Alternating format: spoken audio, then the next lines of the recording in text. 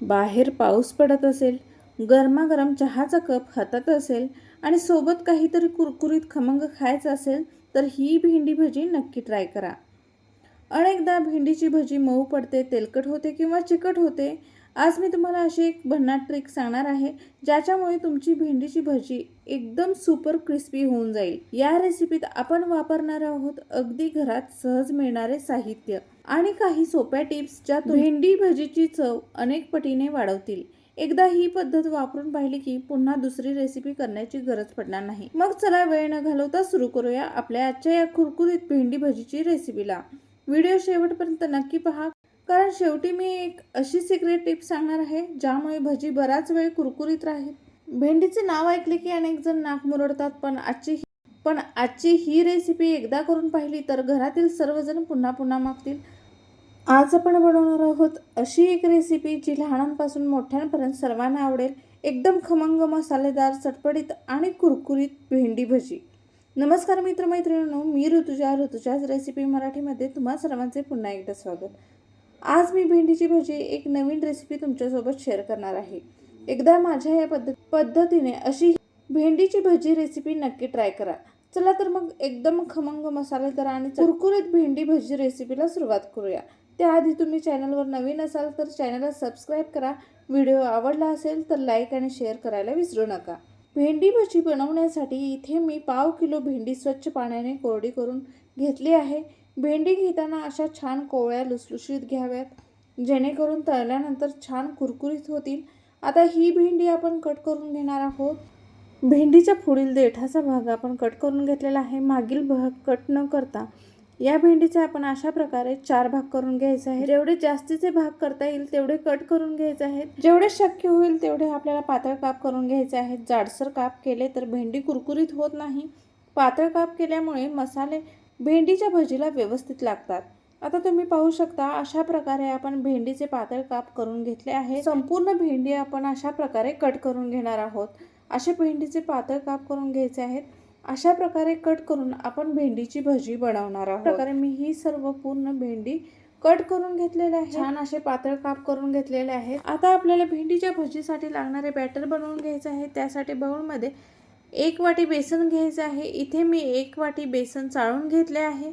भेंडीला चांगला कुरकुरीतपणा येण्यासाठी इथे आपण 2 चमचे तांदळाचे पीठ वापरायचे आहे. आता या बॅटरमध्ये आपण मसाले ॲड करून घेणार आहोत.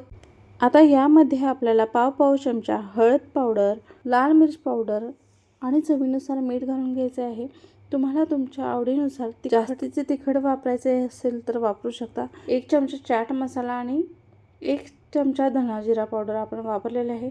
यानंतर भेंडी कुरकुरीत होण्यासाठी सिक्रेट टिप्स म्हणजे आपण 2 चमचे इथे मैदा वापरलेला आहे आणि 2 चमचे कॉर्नफ्लॉवर यामध्ये घातलेला आहे. हे व्यवस्थित मिश्रण मिक्स करून घ्यायचं आहे.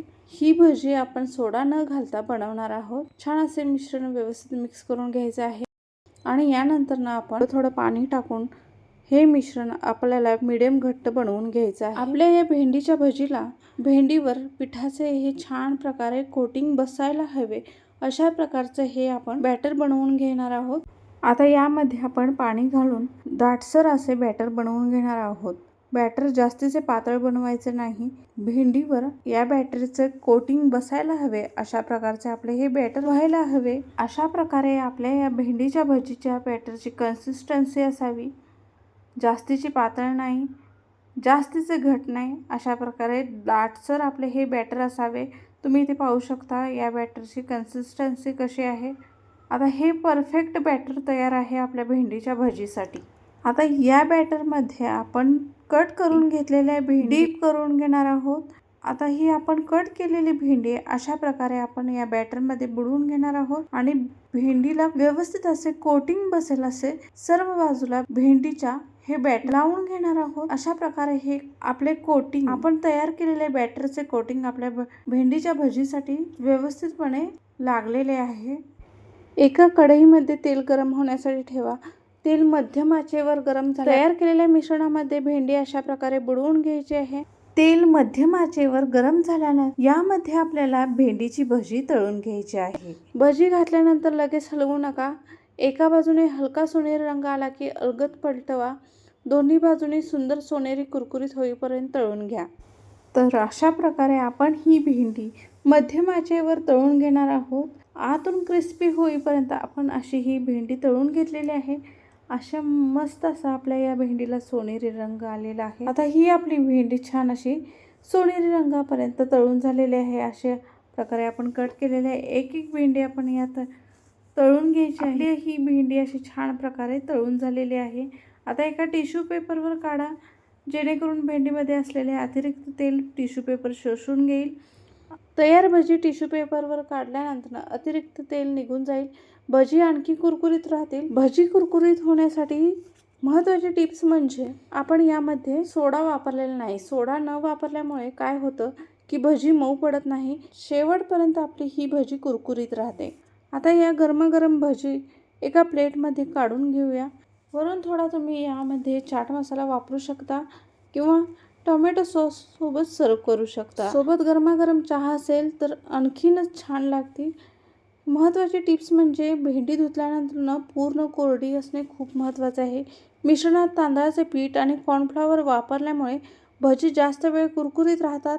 तेल खूप गरम किंवा खूप थंड नसावे. मध्यम आचेवर तळल्यास भजी आतपर्यंत छान कुरकुरीत होतात आणि बाहेरूनही खुसखुशीत होतात. तर मैत्रिणींनो, अशी होती आपल्या घरच्या घरी बनणारी एकदम कुरकुरीत, स्वादिष्ट आणि झटपट तयार होणारी भेंडी भजी. ही रेसिपी तुम्ही नक्की करून पहा आणि कशी झाली ते कमेंटमध्ये जरूर सांगा.